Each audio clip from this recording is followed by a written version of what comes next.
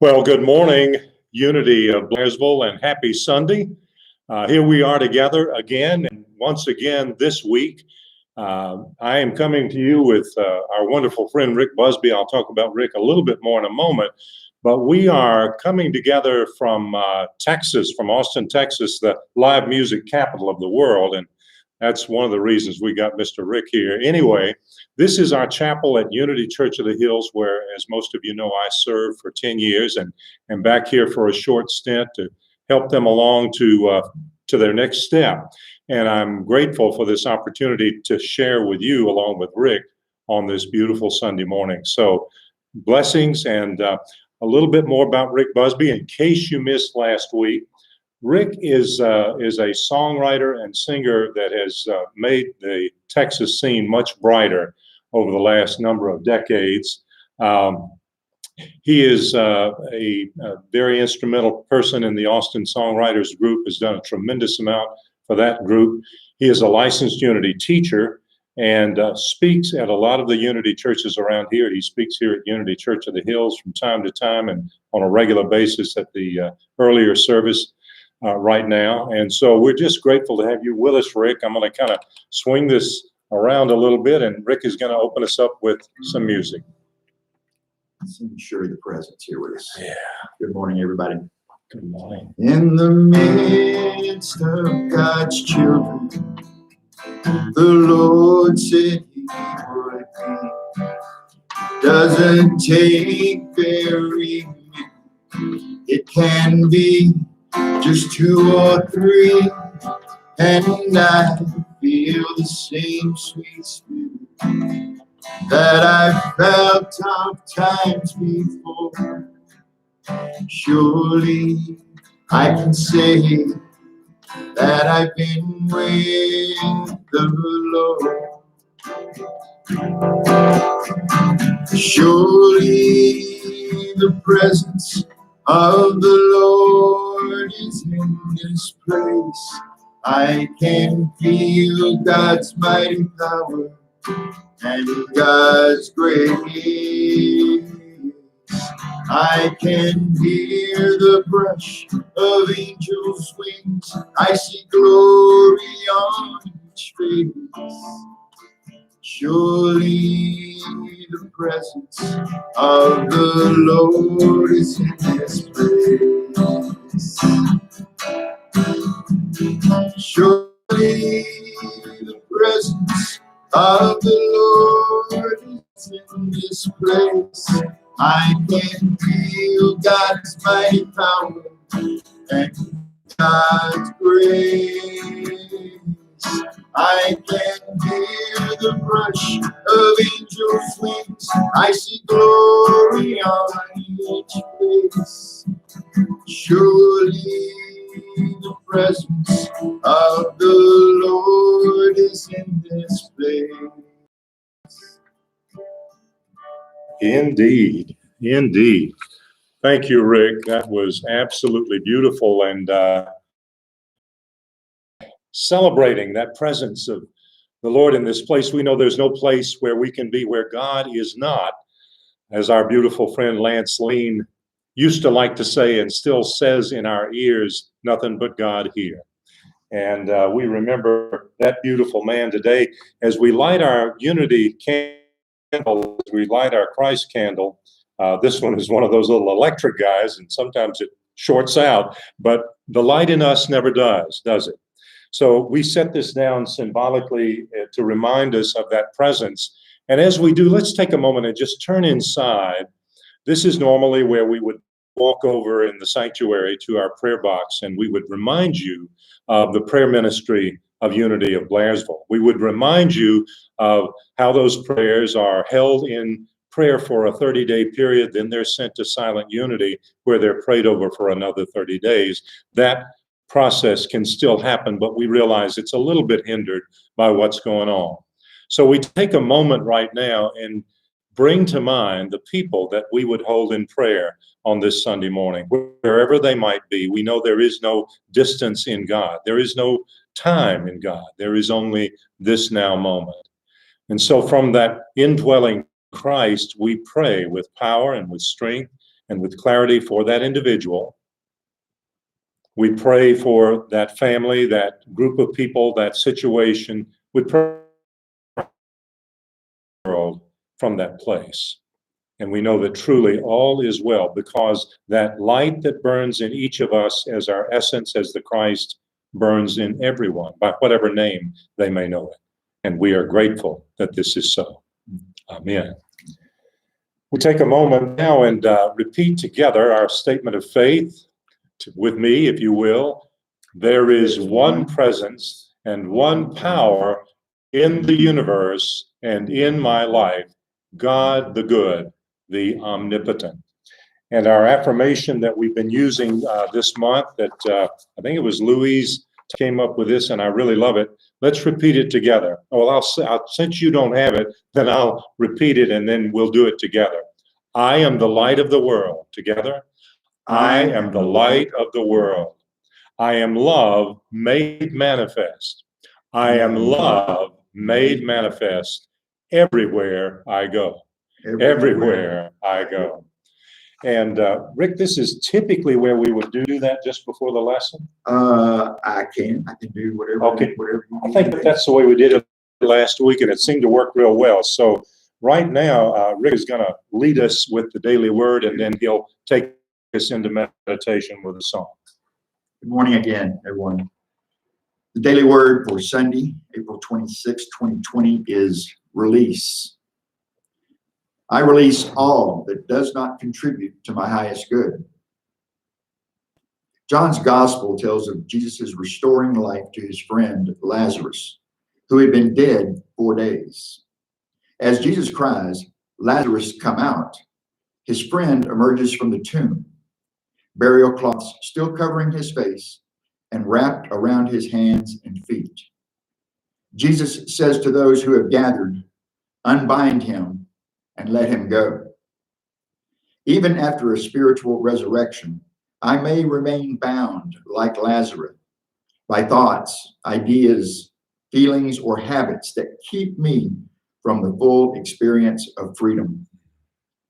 Through my divine power of elimination, I release negative feelings, dissolve error thoughts, and free myself from habits and actions that do not serve my highest good. I am no longer bound. I am free. And from John 11:44, the dead man came out, his hands and feet bound with strips of cloth, and his face wrapped in a cloth. Jesus said to them, "Unbind him and let him go." The daily word for Sunday, April 26, 2020 is release. Good. Well, let's do the meditations. Yes, sir. Good. Switch gears and save that other one. Yeah, the lesson song. That's right.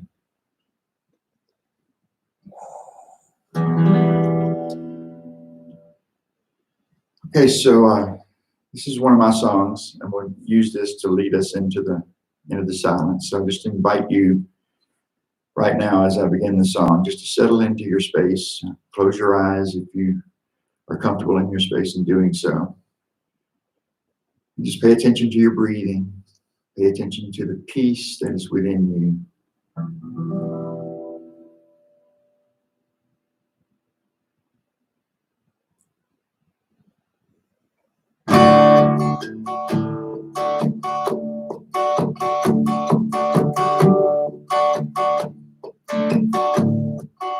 Be still and know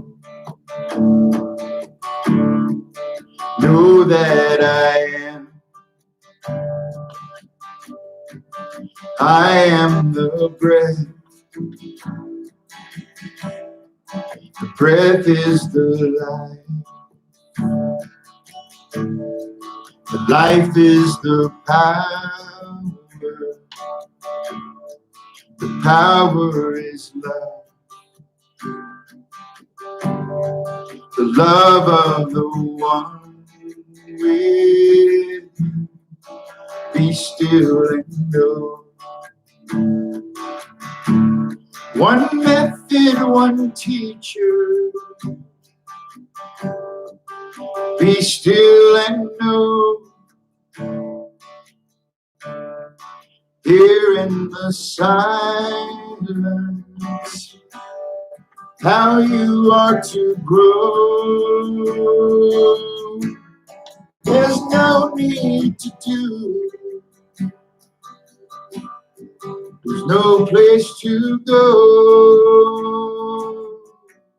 One method, one teacher. Be still and know.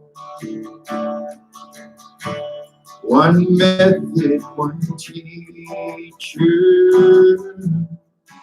Be still and know.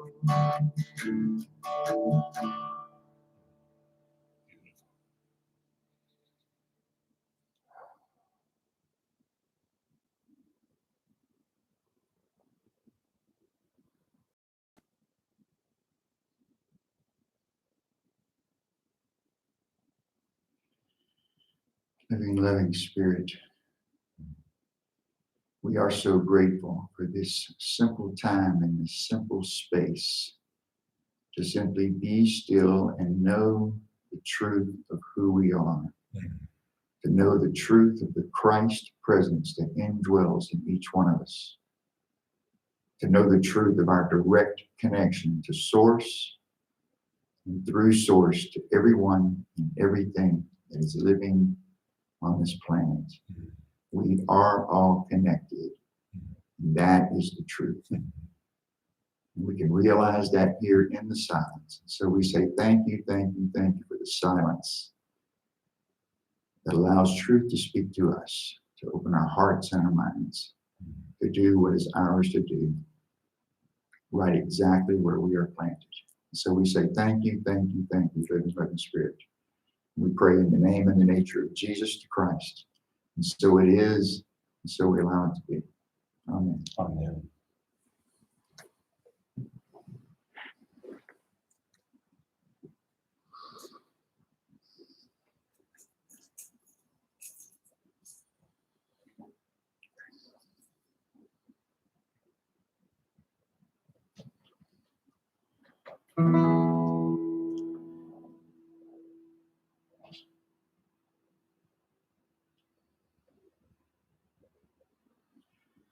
Okay, so this is what I was going to sing, so we'll sing it now.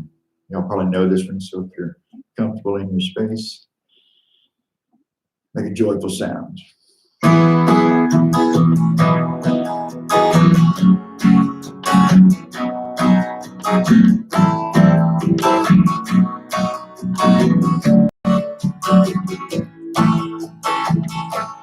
Give me love, give me love, give me peace on earth, give me light, give me life, keep me free from birth, give me hope, help me cope with this heavy load, trying to touch and reach you with heart and soul.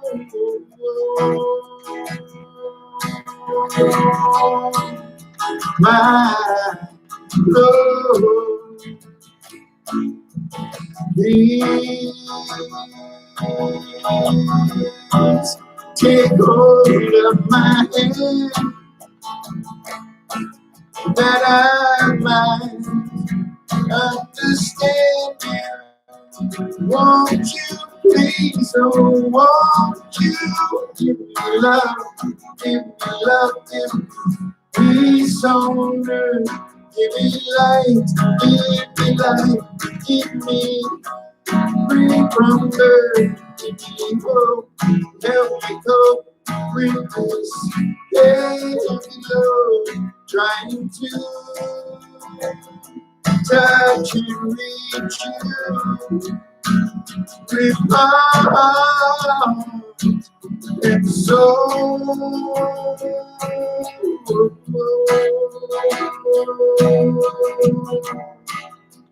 My Lord.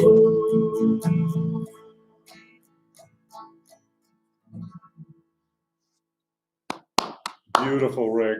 That was beautiful. Thank you. And thank you, George Harrison. Thank you, George Harrison. We are grateful. We're grateful for all those Beatles. And Rick was telling me about his love and appreciation for George Harrison.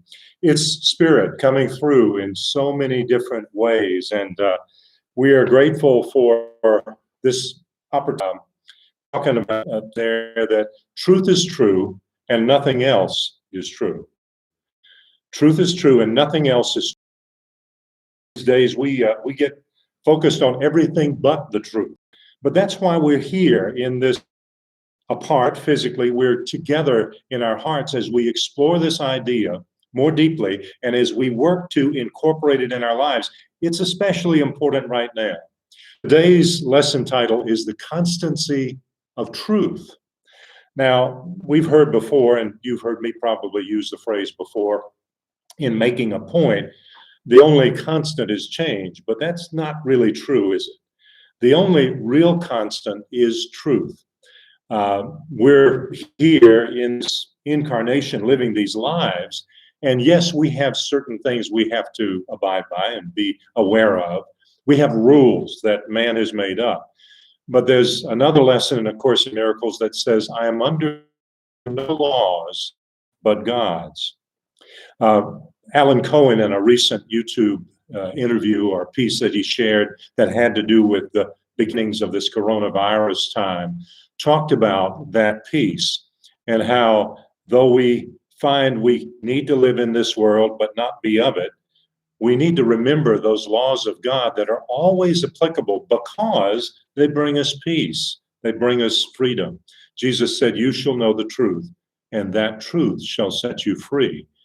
Now, if we pay too much attention to what's going on with the world, then we lose sight of that true nature that Jesus called us to when he said, you can be in the world, but don't be of it. Be of your Father's kingdom. It's a kingdom that lives in you, and it's not living in you at some point when you or I become enlightened. For me, that may be a long way, a single moment of every day. And as we bring our focus to that truth, the kingdom of God, the kingdom of heaven is within, and that is the kingdom of love. It's the kingdom of peace. It's the kingdom of power. When I go to that place, then everything else shifts. My perception shifts. There's a beautiful piece that was shared with me by a dear friend. His name is Fred Butler. He is a retired United States Air Force colonel and an amazing, amazing man. And he reflects quite often on truths. He's another beautiful being who has a great light to share in this world, like our friend Rick and like our friend George Harrison. This one he calls Seeing Eyes. I'm just going to read a piece of it because it reminds us of change.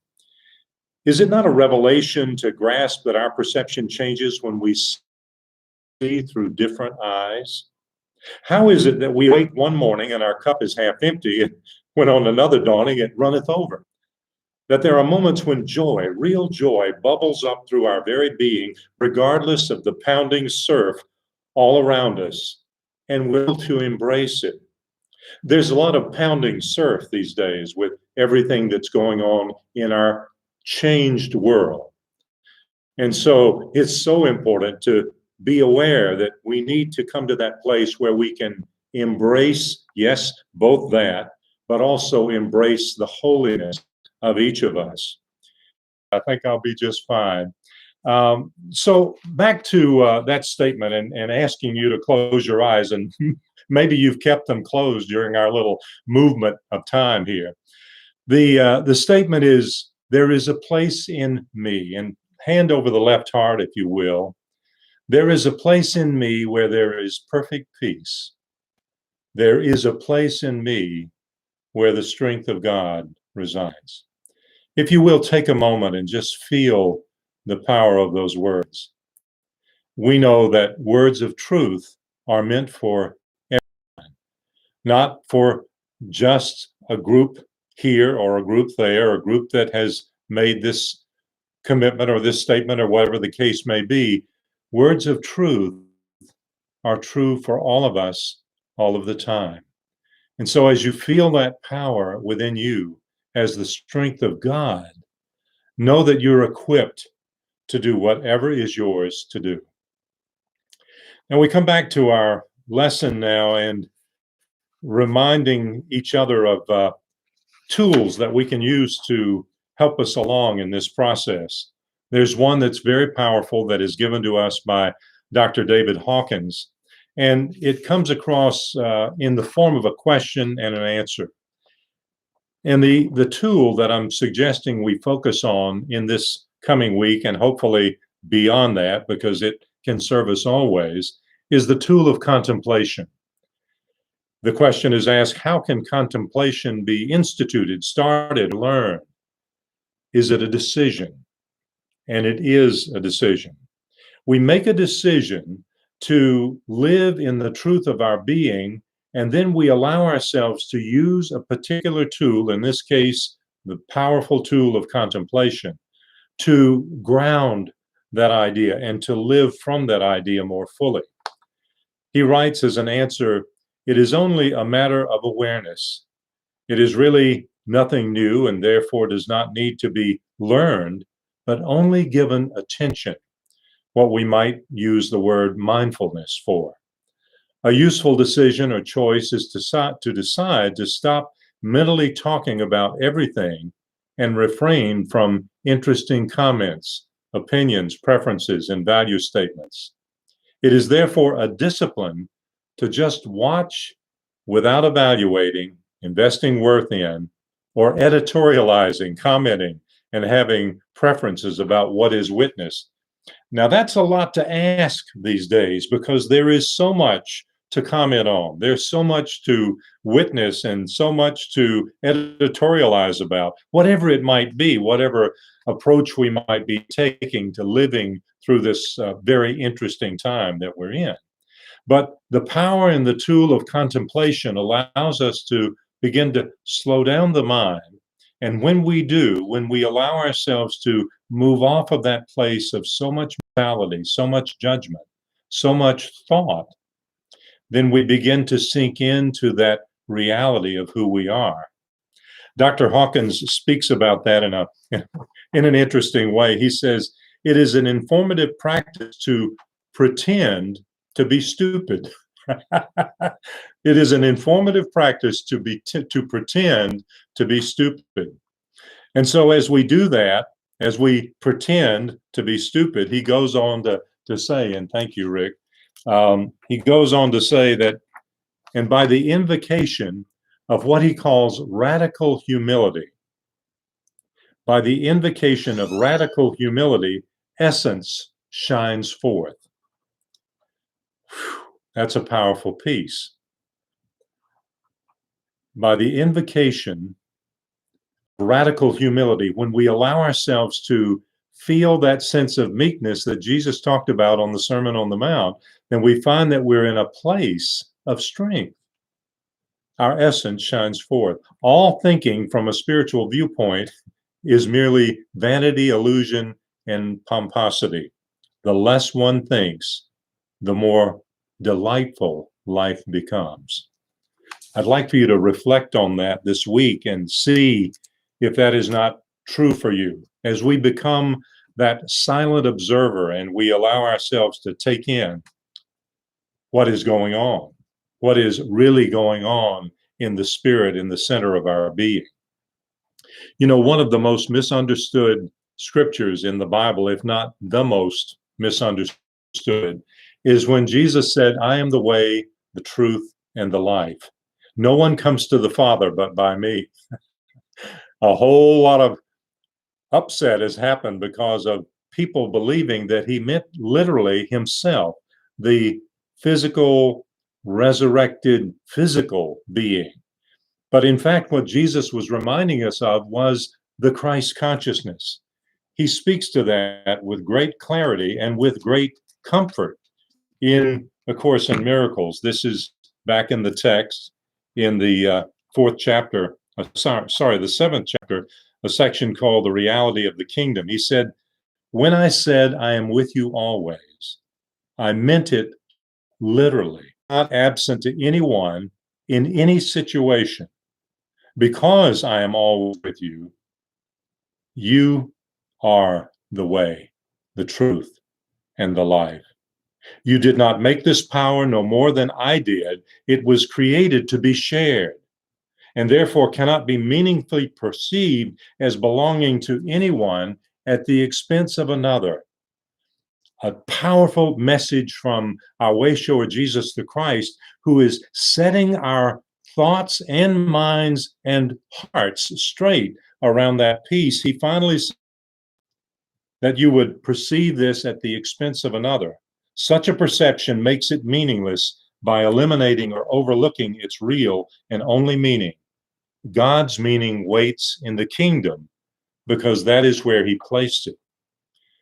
The truth that sets us free, the truth that allows us to feel that sense of peace and that sense of oneness, the truth that allows us to love freely and fully, the truth that will make the most major difference that any of us can make in this environment in which we find us, is that when we center ourselves in the truth of our being, when we center ourselves in the knowing that I am as God created me, and that I am immortal, I am full of the light of God, I am full of the strength of God, then you and I can make the difference that we're called to make, not only in this very specific time where we're wanting to see the healing taking place in our nation, in our world, but to allow ourselves to be that healing agent for our families and friends as time moves forward.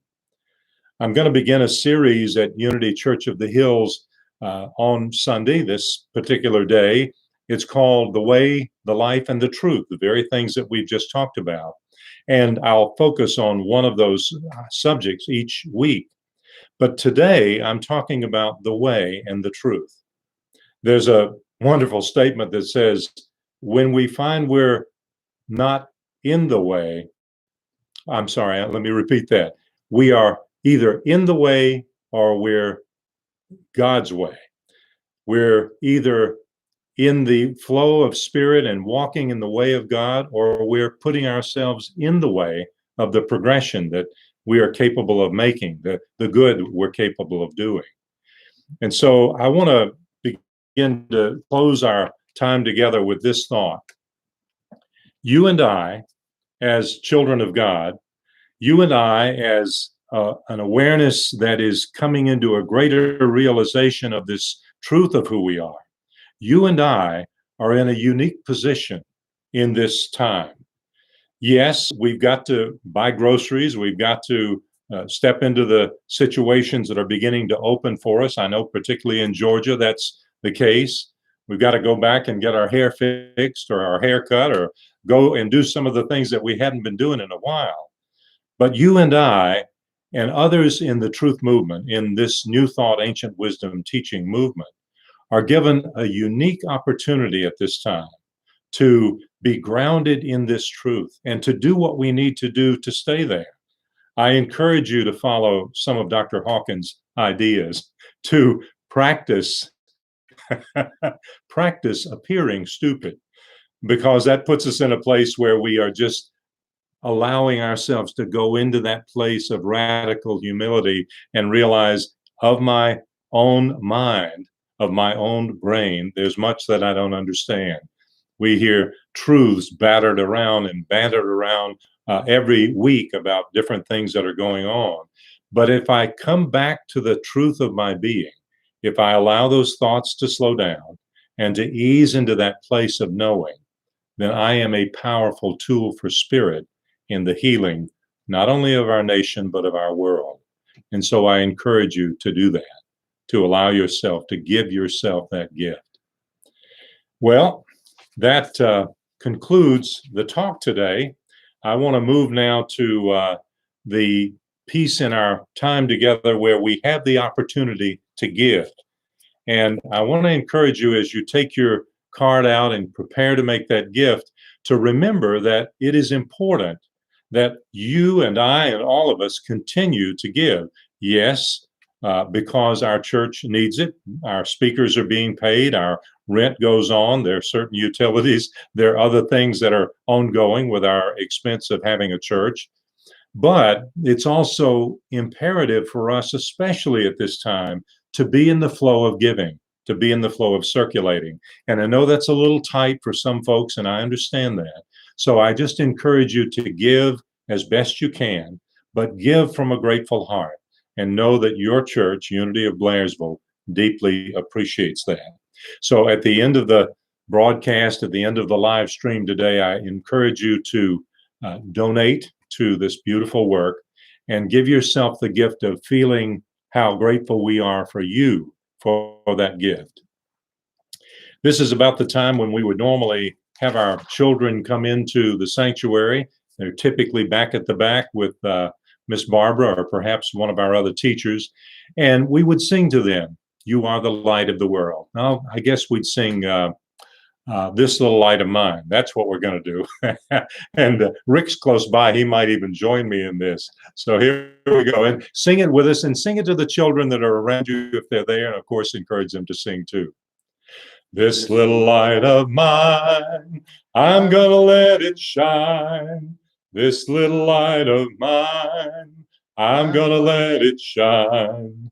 This little light of mine, I'm gonna let it shine, let it shine, let it shine, let it shine. And that's about the time we would hear from our children what they might have learned today. And so I encourage you at the end of this live stream, if you've got children close by, ask them what they might have picked up from the lesson today, or something else that they might have learned this past week. I realize they're probably not all sitting there in rapt attention to Reverend Steve, but we are grateful for them and for their light in this world. And so now we're going to close out our time together with our peace song and our prayer for protection. And you might remember that last week I just spoke the peace song, and I think we'll stay with that this week too. I know Rick could sing it and could do a beautiful job leading us, but we're not going to put him on the spot like that. So let's speak together our peace song. The light, whoops, hold on. Let there be peace on earth, and let it begin with me. Let there be peace on earth, the peace that was meant to be. With God as creator, united all are we. Let there be peace on earth, and let it begin with me. We'll end it right there, and then we'll close with our prayer for protection, which I almost started a moment ago. And as we do, imagine that we've got this beautiful circle around planet Earth, and we've got our hands laid against this planet. There's billions and billions of us, and we are both speaking this word to ourselves and to our planet, and speaking it also to every being, wherever they may be, whatever dimension they may be in. Perhaps they've stepped out of this life into the next, or they're on their way into this incarnation. It is for all of our universe as we speak together our prayer for protection. The light of God surrounds us. The love of God enfolds us. The power of God protects us. The presence of God watches over us. Wherever we are, God is, and all is well. I want to thank you for being with us today. I want to remind you that next Sunday, Reverend Jim Rosemergy is your speaker, and we all know what an amazing, beautiful, devoted spiritual man he is. So be sure and tune in. In the meantime, bless you, and know that Mary and I send our love to you, along with beautiful Rick Busby and his sweet, sweet life. And we wish you the very best. God bless.